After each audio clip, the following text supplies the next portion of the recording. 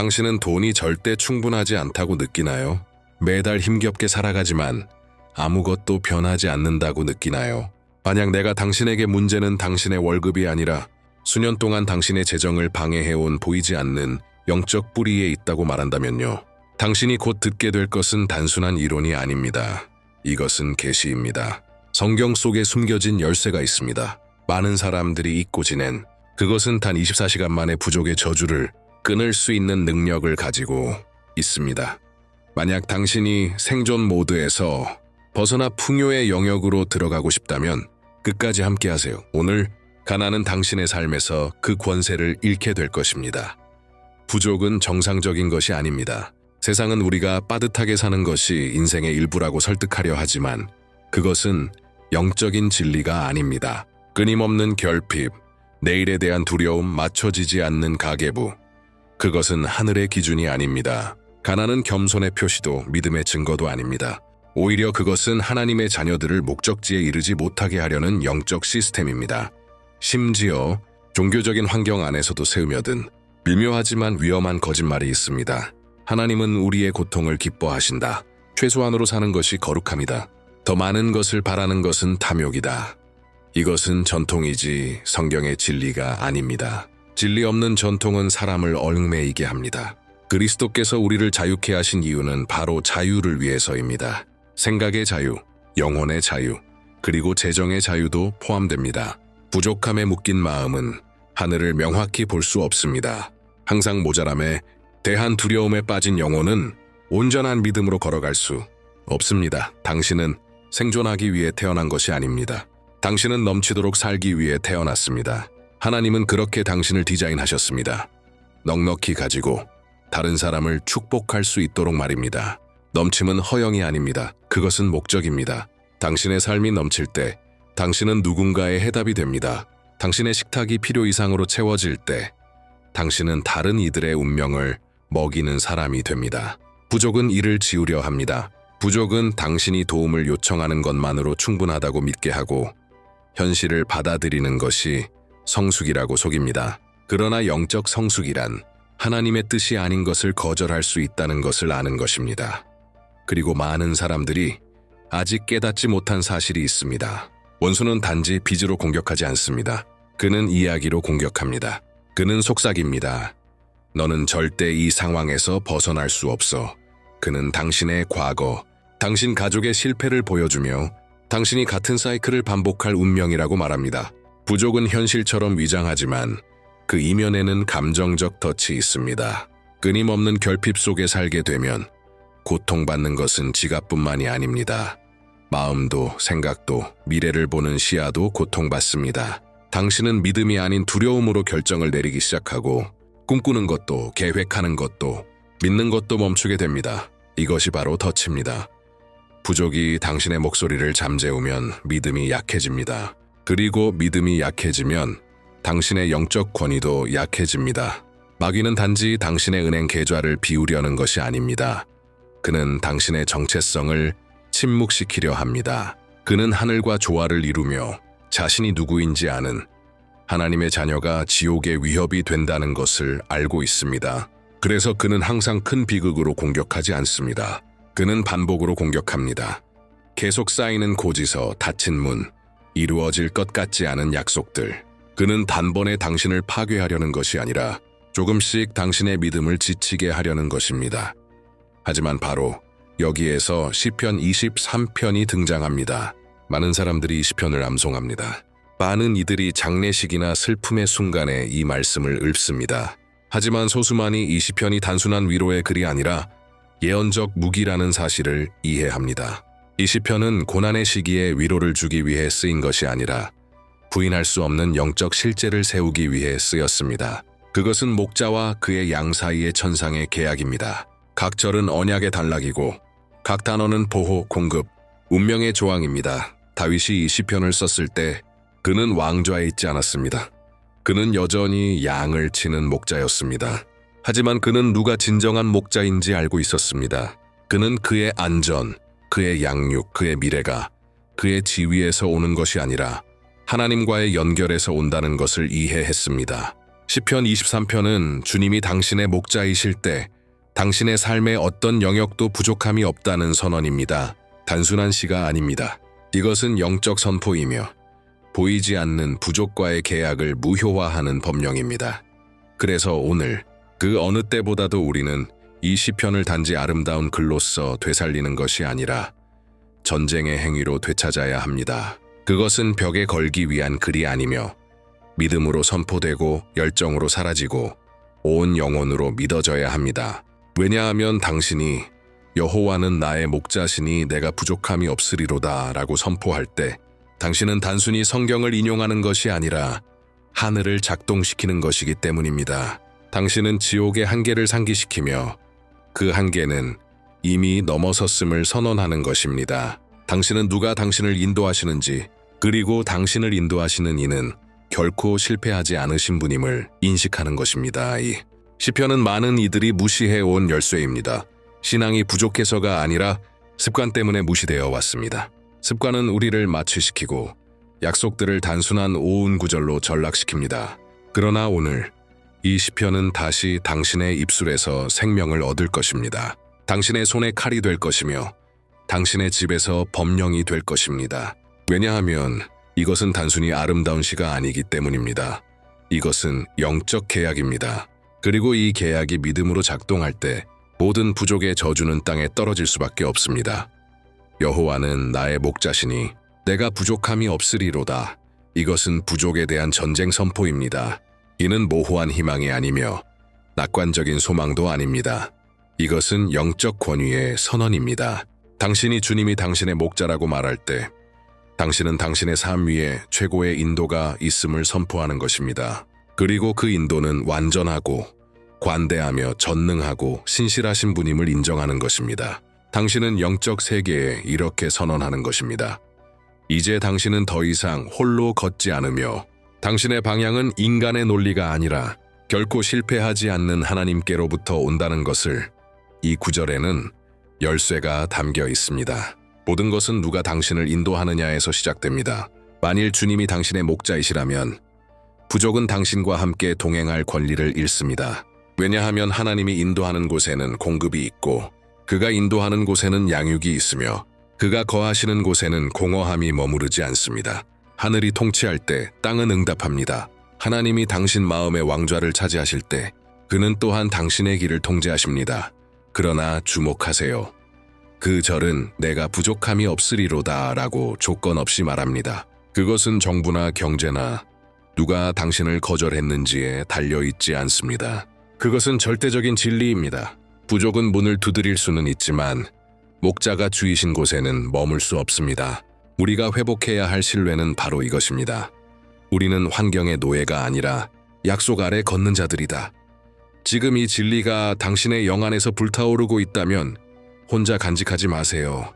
이 영상을 누군가와 공유하세요. 또한 돌파가 필요한 사람과요. 조용히 싸우고 있는 부족이 자신의 최종 운명이라고 믿는 사람과 공유하세요. 누군가의 삶 안에서 활성화의 도구가 되세요.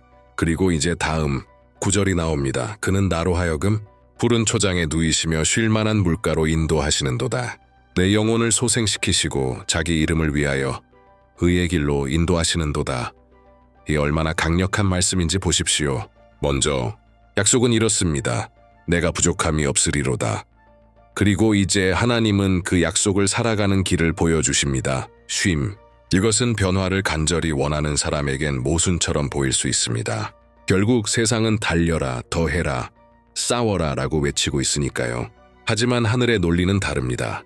쉼은 공급의 관문입니다. 하나님은 당신을 푸른 초장과 잔잔한 물가로 이끄십니다. 당신을 불안으로 밀어넣지 않으시고 평안으로 인도하십니다. 왜냐하면 평안은 문제의 부재가 아니라 누가 주관하고 있는지를 아는 확신이기 때문입니다. 모든 것이 어지럽고 혼란스러워 보여도 한 분 목자께서 모든 것을 목적 가운데 인도하고 계심을 아는 것입니다. 불안은 부족의 비옥한 땅입니다. 불안할 때 우리는 두려움으로 결정하고 지칠 때는 스스로를 방해합니다. 그러나 영 안에서 쉼을 누릴 때 우리는 목자의 음성을 더 명확히 듣게 됩니다. 그리고 그 음성 안에 전략이 있습니다. 당신의 역사를 바꿀 지시는 공황이 아니라 평안 가운데 옵니다. 세상은 당신이 바쁘고 급하게 살기를 원합니다. 하지만 하나님의 나라는 당신이 인도받으며 사는 것을 원합니다. 그래서 때로는 하나님이 당신을 멈추게 하십니다. 통제할 수 없는 곳으로 이끄셔서 당신의 영혼을 회복시키시기 위함입니다. 당신이 다시 하늘의 눈으로 보게 하시기 위함입니다. 부족의 눈이 아니라. 하나님은 당신을 거센 물결로 이끄시는 분이 아니라 쉼의 물가로 인도하시는 분이십니다. 공급이란 단지 통장에 돈을 채우는 것이 아닙니다. 먼저 당신의 영혼을 회복시키는 것입니다. 하나님은 당신이 번영하기를 원하십니다. 그러나 그 일이 일어날 때 당신이 온전하길 원하십니다. 그리고 나서 가장 강렬한 순간이 옵니다. 내가 사망의 음침한 골짜기를 다닐지라도 해를 두려워하지 않을 것은 주께서 나와 함께 하심이라. 주의 지팡이와 막대기가 나를 안위하시나이다. 이 구절은 분수령입니다. 고통과 어둠과 두려움의 현실을 무시하지 않습니다. 그것을 인정합니다. 하나님이 당신과 함께 하신다는 사실은 당신이 골짜기를 통과하지 않는다는 의미가 아닙니다. 그분이 함께 하신다는 것은 당신이 그 골짜기를 혼자 지나가지 않는다는 뜻입니다. 그리고 더 나아가 당신은 그 골짜기를 지나갈 것이라는 약속입니다. 본문을 주의 깊게 보십시오. 사망의 골짜기가 아니라 사망의 그림자라고 말합니다. 이것은 결정적입니다. 왜냐하면 그림자는 실체가 아니기 때문입니다. 그림자는 당신을 죽이지 못합니다. 그림자는 당신을 파괴하지 못합니다. 그림자가 존재한다는 것은 빛이 가까이에 있다는 증거입니다. 그리고 그 빛은 하나님의 임재입니다. 당신의 재정, 감정, 영적인 삶 가운데 가장 어두운 장면 속에서도 그림자가 있다면 빛은 여전히 존재하는 것입니다. 바로 이 지점에서 많은 사람들이 포기합니다. 왜냐하면 골짜기가 끝처럼 느껴지기 때문입니다. 그러나 그 골짜기는 종착지가 아니라 과정입니다. 골짜기는 당신의 목적지가 아니라 목적으로 가는 길입니다. 그 길에서 부족은 외칠 것입니다. 띠온 여기서 못 나가. 아무것도 변하지 않을 거야. 하지만 바로 그때 당신은 믿음을 방패처럼 들어야 합니다. 그리고 선포해야 합니다. 나는 두려워하지 않는다. 주께서 나와 함께 하시기 때문이다. 목자의 지팡이와 막대기에는 목적이 있습니다. 막대기는 바로잡고 지팡이는 인도합니다. 그리고 그 둘은 위로를 줍니다. 하나님의 임재는 단순한 동행이 아니라 인도입니다. 단순한 위로가 아니라 권위입니다. 하나님은 당신이 길에서 벗어나려 할 때 바르게 하시고 원수가 가까이 올 때 보호하십니다. 당신이 지금 골짜기 안에 있다면 귀 기울여 들으세요. 그분의 임재는 여전히 그곳에 있습니다. 당신은 느끼지 못할 수 있고 해결책이 보이지 않을 수 있습니다. 하지만 그분은 거기에 계십니다. 그분이 계신 곳에선 골짜기가 당신을 삼킬 수 없습니다. 부족이 당신을 이길 수 없습니다. 두려움이 당신을 지배할 수 없습니다. 왜냐하면 하나님의 임재는 어둠을 길로 바꾸고 그림자를 소망의 표지로 바꾸기 때문입니다. 이 여정은 골짜기를 피하는 여정이 아닙니다. 믿음으로 골짜기를 통과하는 여정입니다. 그리고 그 골짜기 너머에는 준비된 상이 있습니다. 그러나 상 앞에 골짜기가 있고 기름 부음 앞에 대면이 있고 넘침 앞에는 시험이 있습니다. 그러나 주께서 당신의 목자이시라면 그 어느 순간도 끝이 아닙니다. 그 모든 순간은 단지 약속 성취로 가는 과정일 뿐입니다. 주께서 내 원수의 목전에서 내게 상을 차려주시고 기름을 내 머리에 부으셨으니 내 잔이 넘치나이다. 이것은 시편 63편에서 가장 강력하면서도 동시에 가장 오해받는 구절 중 하나입니다. 왜냐하면 이 구절은 전쟁 한가운데서 드러나는 하나님의 성품을 계시하기 때문입니다. 이 말씀은 우리 아버지 되시는 하나님께서 원수들이 물러간 후에야 우리를 축복하시는 것이 아니라는 사실을 보여줍니다. 위기가 지나가기 전, 빚이 사라지기 전, 비난이 멈추기 전 하나님은 혼돈 가운데서 일하십니다. 그리고 그 전쟁터에서 하나님은 무기를 들고 오시는 것이 아니라 식탁을 차리십니다. 하나님은 당신이 고통만을 예상했던 그 자리에 식탁을 준비하십니다. 지옥이 절망만을 기대하던 그 자리에 하나님은 잔치를 준비하십니다. 그분은 장소를 바꾸지 않고 상황을 바꾸십니다. 원수들은 여전히 그 자리에 있지만 이제는 넘어진 당신이 아니라 앉아 있는 당신을 봅니다. 회복된 당신, 존귀를 입은 당신, 배부른 당신, 기름 부음 받은 당신을 보게 됩니다. 이것은 단순한 승리가 아니라 하나님의 변호이자 신원하심입니다.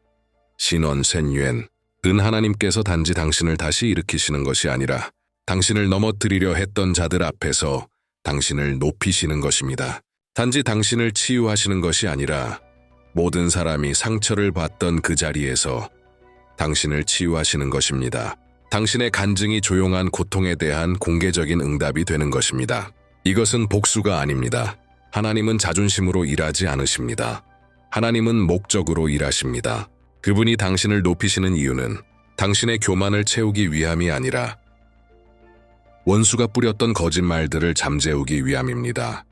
그리고 꼭 기억해야 할 중요한 디테일이 있습니다. 그 식탁은 하나님이 준비하신 것입니다. 당신이 직접 전쟁터를 세팅할 필요는 없습니다. 당신이 해야 할 일은 그저 앉을 준비를 하는 것입니다. 자리는 이미 예약되었고 음식은 이미 정해졌으며 기름은 준비되어 있습니다. 이제 선택은 당신에게 있습니다. 두려움이라는 식탁에서 계속 먹을 것인가? 아니면 믿음으로 하나님의 약속의 식탁에 앉을 것인가? 만약 지금 하나님이 당신을 위해 식탁을 준비하고 계시다고 느껴진다면 이렇게 고백해 보세요.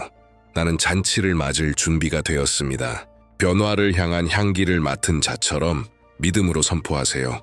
그 식탁은 현실입니다. 그 잔치는 영적입니다. 그리고 지금이 바로 그때입니다. 정령 주의 선하심과 인자하심이 내 평생의 나를 따르리니 이것이 바로 전환점입니다. 지금까지 이 시편은 목자를 따라가는 여정에 관한 것이었습니다. 그러나 이제는 복이 당신을 따르는 여정으로 바뀝니다. 이것은 모든 것을 바꿉니다. 왜냐하면 이제 당신은 깨닫게 됩니다. 당신이 하늘과 정렬될 때 은혜를 쫓아다닐 필요가 없다는 것을. 은혜가 당신을 쫓아옵니다. 많은 사람들은 끊임없는 경쟁 속에 살아갑니다. 기회를 쫓고 문을 억지로 열려 하며 사람들에게 자신을 증명하려고 애씁니다.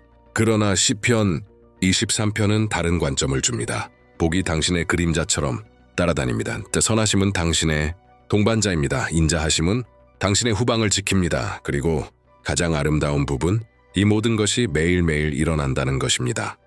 특별한 날에만, 특정한 이벤트에만 일어나는 것이 아닙니다.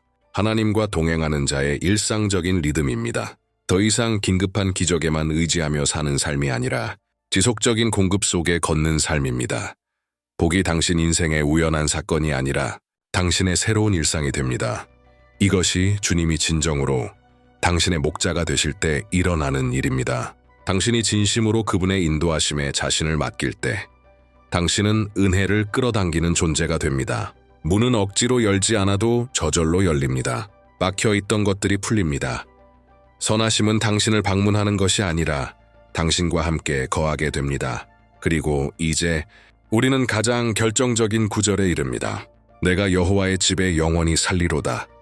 이 마지막 구절은 단순히 기도의 마무리가 아닙니다. 선택의 시작입니다. 여호와의 집에 영원히 살리로다는 말은 주일마다 교회에 가겠다는 의미가 아닙니다. 그것은 하나님의 임재를 당신의 고정 주소로 삼겠다는 선언입니다.